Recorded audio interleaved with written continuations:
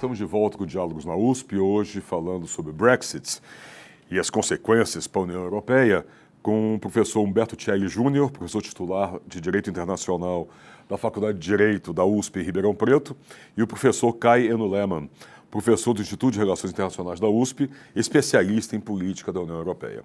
Professores, no bloco anterior nós estávamos começamos a falar da questão dos desejos, talvez separatistas ou não unionistas, digamos assim, da União Europeia, que começam a surgir. Né? O professor Humberto Thierry mencionou claramente a questão da Itália, né? E eu queria trazer para os senhores duas coisas. Uma é essa, né? Quer dizer, o quanto esse movimento de Brexit acaba inspirando outros países a seguir a mesma coisa, principalmente dentro daquilo que o professor Humberto Thierry comentou ou caracterizou como anti-establishment.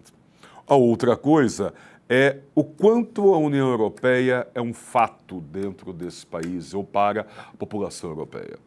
Eu vi há um tempo atrás uma discussão num programa de TV português falando do euro, da moeda, e que a moeda não tinha personalidade, a moeda não era de ninguém.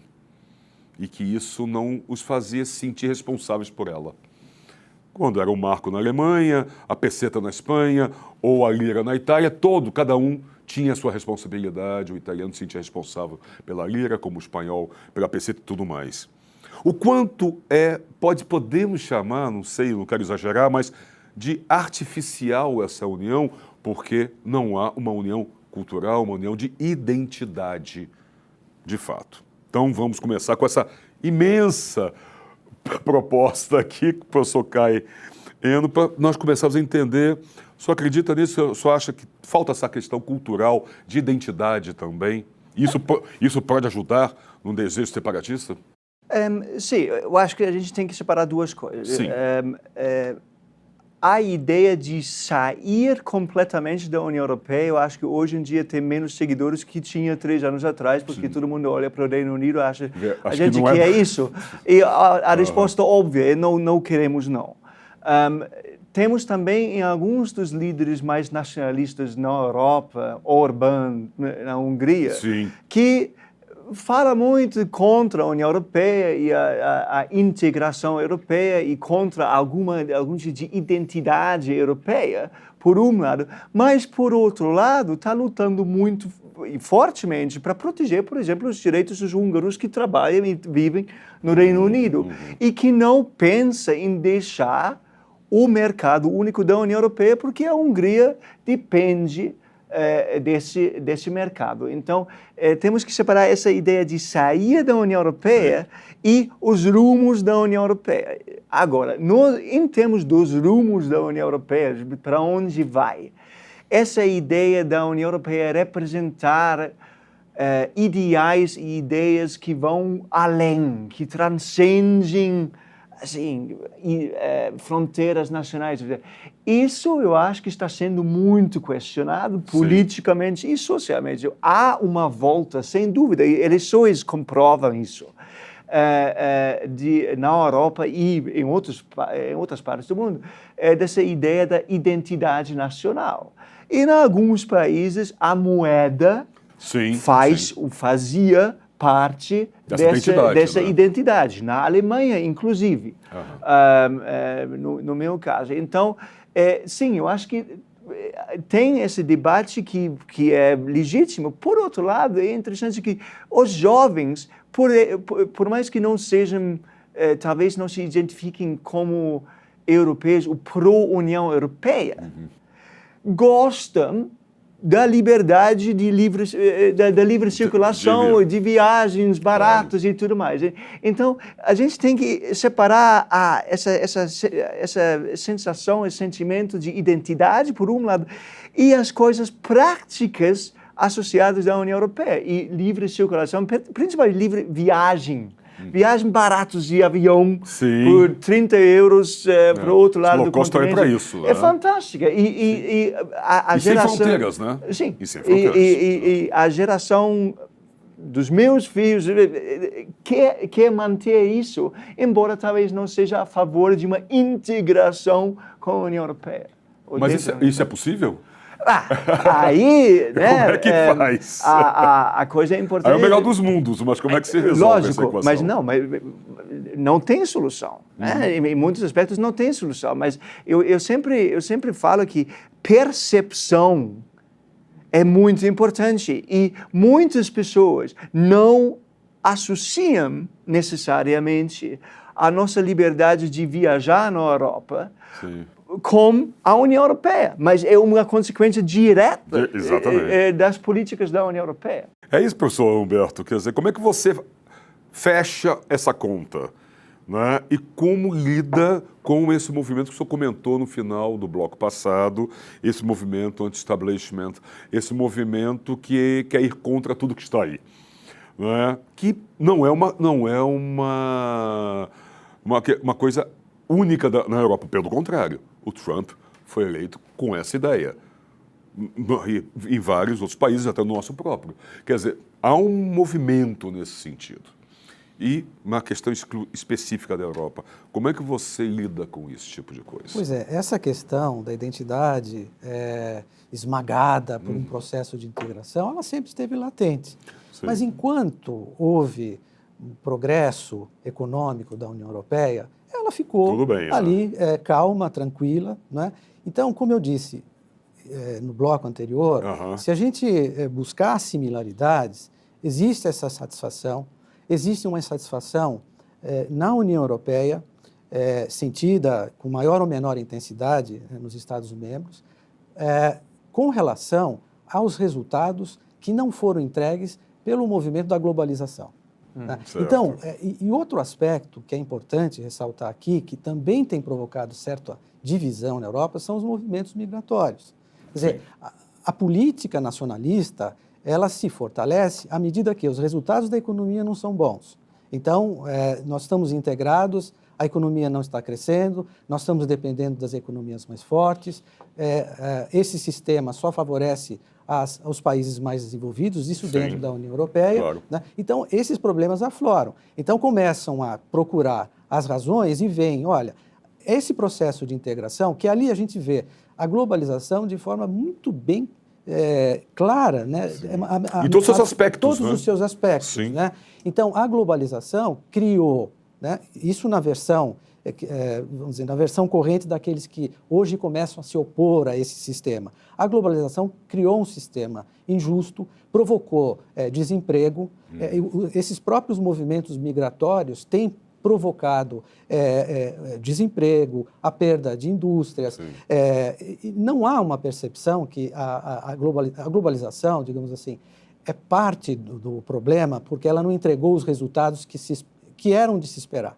Né? Mas ela não é a razão única. Não se pode esquecer do desenvolvimento da tecnologia, não é? Que há, naturalmente, que favorece, num primeiro momento, a criação de empregos para mão de obra mais qualificada, etc. Então, isso tudo acaba fazendo aflorar esse sentimento, voltando, digamos assim, a aflorar de maneira mais intensa esse sentimento de identidade. Eu não estou sendo beneficiado por isso. Né? Então, aí começa a haver o surgimento de movimentos nacionalistas, mais à direita, com um discurso anti-imigração, não é? Que é muito forte. Que aí junta tudo, né? Junta, todos esses rancores até. Não é? Hoje, por exemplo, se tem a Itália, porque está ali praticamente governada por um governo de direita, né? Então, o controle dos fluxos migratórios, desavenças com a França e a Alemanha nesse sentido. Né? Mas, no final, a gente olhando para a economia como um todo, vai haver, a meu ver, certa acomodação. Eu acredito, certamente, que está havendo já uma reflexão com relação àquilo que não foi possível entregar como decorrência da globalização. Então, essa reflexão está sendo feita, algumas mudanças vão ser feitas, e isso na Europa, na realidade, ainda que haja essa manifestação nacionalista, eu acredito que ela não deva levar a essa desagregação. Por exemplo, ao caso da Itália, eu não sinto, com muita força, né?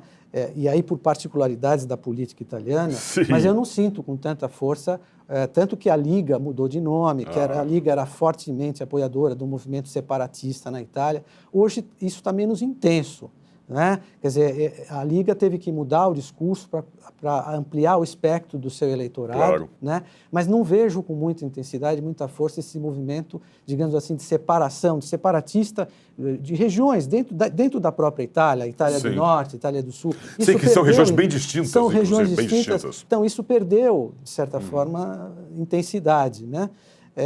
E a Espanha tem o caso famoso, né, da Catalunha, mas isso também já existia antes. Isso não é um problema que nós estamos verificando agora. A culpa, né, não é da União Europeia. A culpa não é da União Europeia. Talvez ela possa exacerbar esse sentimento, mas não... Exatamente porque ele é o exemplo, aí pegando a sua palavra, mais exacerbado de globalização, né? Exatamente. E que pode levar a essas reações de exaltação ao nacionalismo, a políticas populistas, políticas contra movimentos migratórios, etc., né?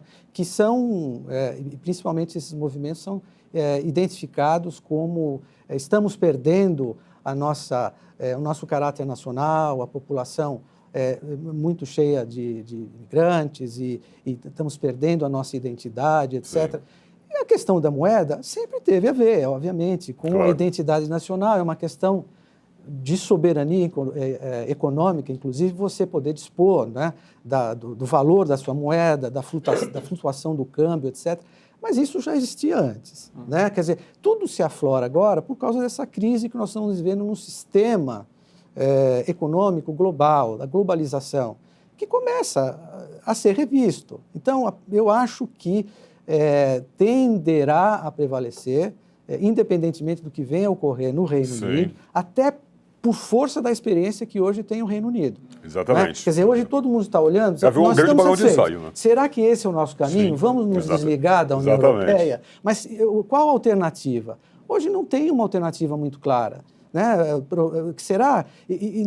Se voltarmos por pouco tempo, 4, 5 anos, a crise que assolou, por exemplo, a Grécia, que assolou a Espanha, quer dizer, aquilo já estava ali, quer dizer, os movimentos foram esses. Olha, nós estamos praticando uma política que é contra os nossos interesses, é uma política ditada pelo Bundesbank, pela Alemanha, etc., não é do nosso interesse. Agora, essa questão, com todos os sacrifícios sociais que ocorreram na Grécia, também na Espanha e também em menor intensidade, mas também muito claramente na Itália, isso hoje você não ouve mais falar tanto, né? Que as coisas mais ou menos se acomodaram. Então, à medida que se faça uma reflexão sobre o que é a globalização, o que ela deixou de entregar, o que ela pode entregar, né, ainda, quer dizer, que possa haver um novo fortalecimento das economias, eu tenho a impressão que a União Europeia vai seguir o seu caminho, né?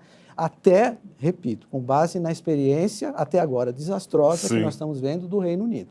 Perfeito. Nesse caso, que eu trazer para o professor Caiano, primeiro, replicar a pergunta do professor Humberto Celli, qual é a alternativa? E outra coisa, e aí já emendar, se não é o caso, talvez fosse o caso, da União Europeia, como nós conhecemos hoje, ela sofreu um realinhamento, uma redefinição, dentro desses novos aspectos que nós estamos colocando aqui na mesa, que estão sendo discutidos por eles mesmos, inclusive. Olha, se isso é uma saída ou não.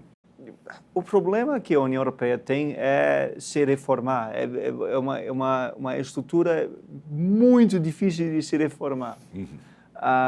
Nós estamos falando sobre reformas da União Europeia. Aliás, a União Europeia está falando sobre uma reforma da União Europeia há literalmente décadas. E não andou, né? E não tanto quanto gostaria. Aos poucos, né? Tem coisas que mudar, mas tem coisas fundamentais que não existem. E nós falamos sobre a moeda. A União Europeia tem uma união monetária sem que haja uma união política. Isso vamos dizer, bizarro, né? É bizarro, não? Bizarro, vamos usar uma expressão, porque fica... E quem sabe insustentável em algum momento. Então, temos isso. Por outro lado, eu concordo com a fala anterior, nenhum dos problemas que levaram ao Brexit serão solucionados pelo Brexit. Nenhum. Imigração, integração econômica, globalização, nada disso será solucionado pela saída do Reino Unido da União Europeia. Mas a União Europeia tem uma necessidade de reformar, porque ela tem uma cultura, hoje em dia, que a leva a fazer o que dá para fazer ao invés de o que tem que ser feito. E enquanto tiver esse problema, ou essa cultura, ela vai enfrentar, ela vai ficar numa situação onde ela sempre reage.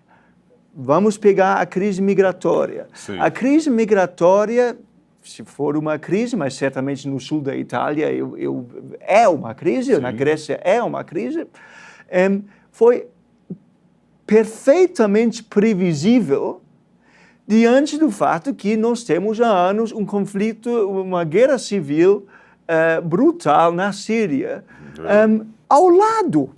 Exatamente. Então, que isso vai levar a uma crise migratória de refugiados na Europa era perfeitamente previsível. Nada foi feito em preparação a isso.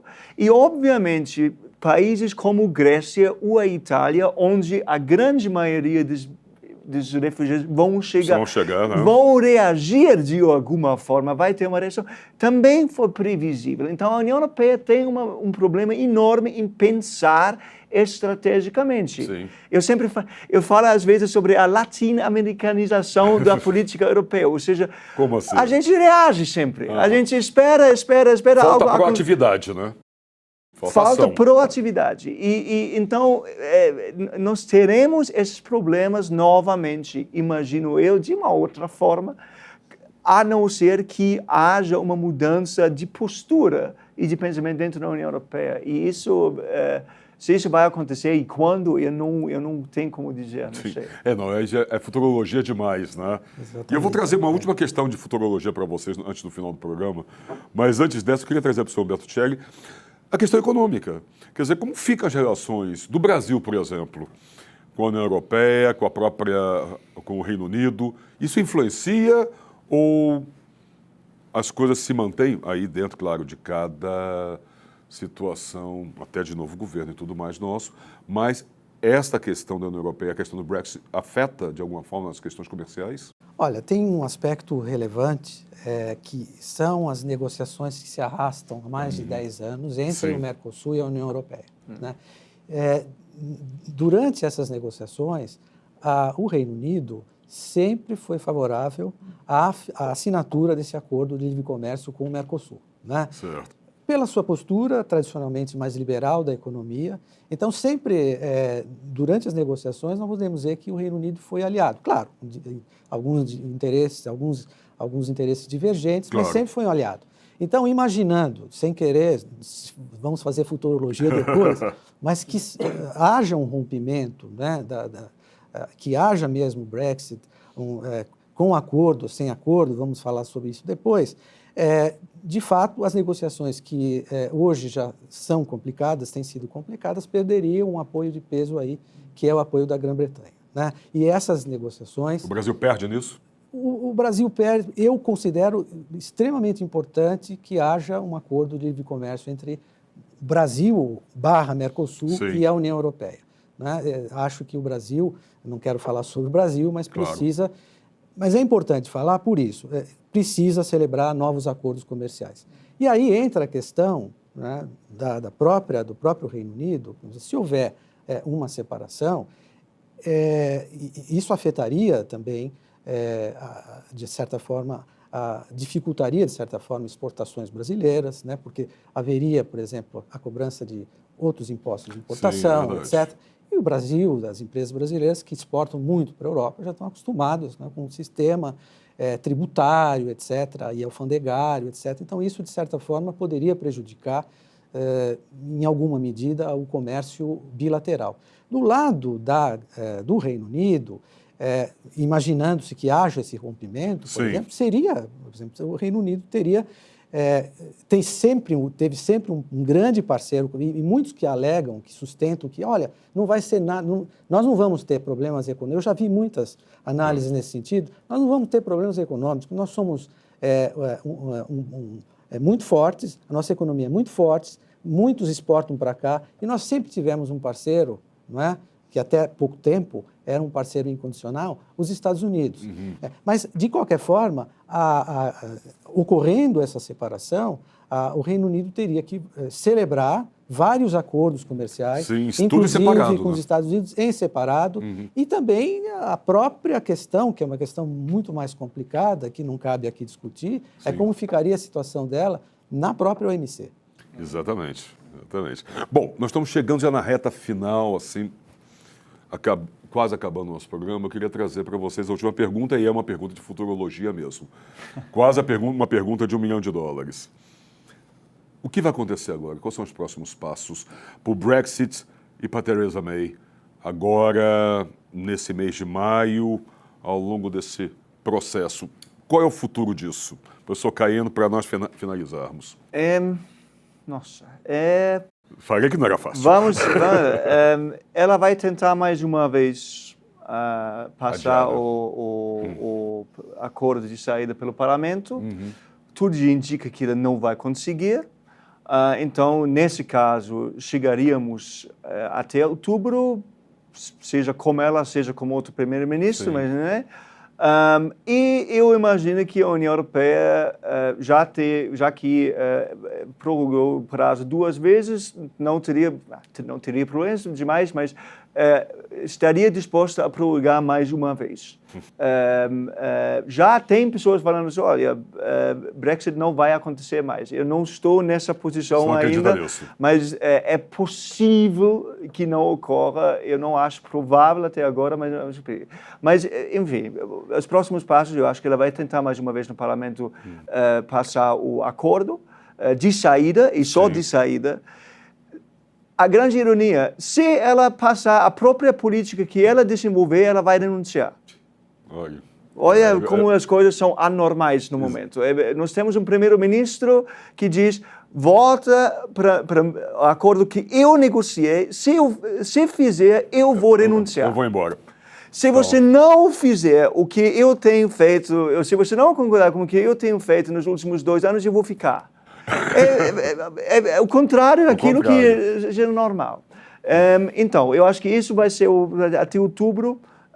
Se a gente chegar em outubro e vai ser mais uma prorrogação, se tiver, aí eu acho que tudo está no ar. Está tudo em aberto. E temos as eleições europeias no meio disso. É verdade, em junho, né? Em junho, que vai mexer muito com as peças em termos de quem são os atores que vão fazer as negociações. Verdade. Bom, obrigado, professor Humberto Tieghi.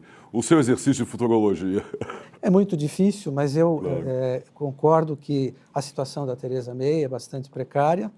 Aprovando ou não, ela deve renunciar, ou se não renunciar, ela vai perder o apoio vai ficar muito enfraquecida, do parlamento, né? Ela já está enfraquecida, é uma questão de tempo.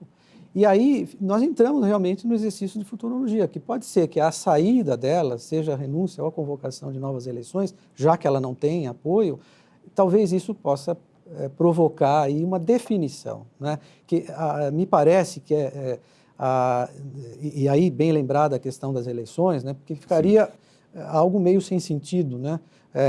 O Reino Unido participar das eleições do parlamento, não é? Sim. E lembrando que a primeira sessão do parlamento ocorre já em setembro ou em agosto, se não me engano. Quer dizer, então, né? E temos aí o que é chamado, né, o Halloween, o deadline do Halloween, né, tá certo? O prazo do Dia das Bruxas. Realmente é o Dia das Bruxas, não acredito que eles se estendam até lá. Alguma decisão, seja ela de tirar a Theresa May, de convocar um outro plebiscito, de sair sem um acordo com a União Europeia, isso vai ocorrer antes desse prazo, né? Agora, não há, isso é importante destacar, até porque é uma situação inusitada e, obviamente, o Tratado de Lisboa não previu a situação no artigo 50 da retirada de um país. Sim. Mas é um artigo muito enxuto.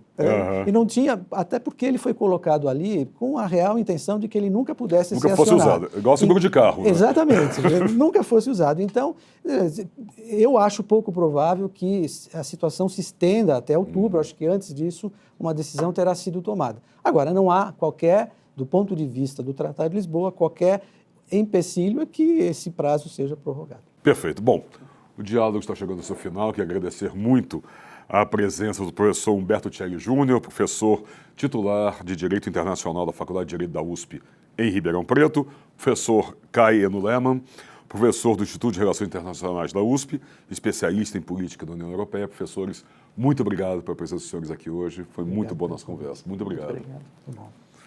Nós voltamos na próxima semana.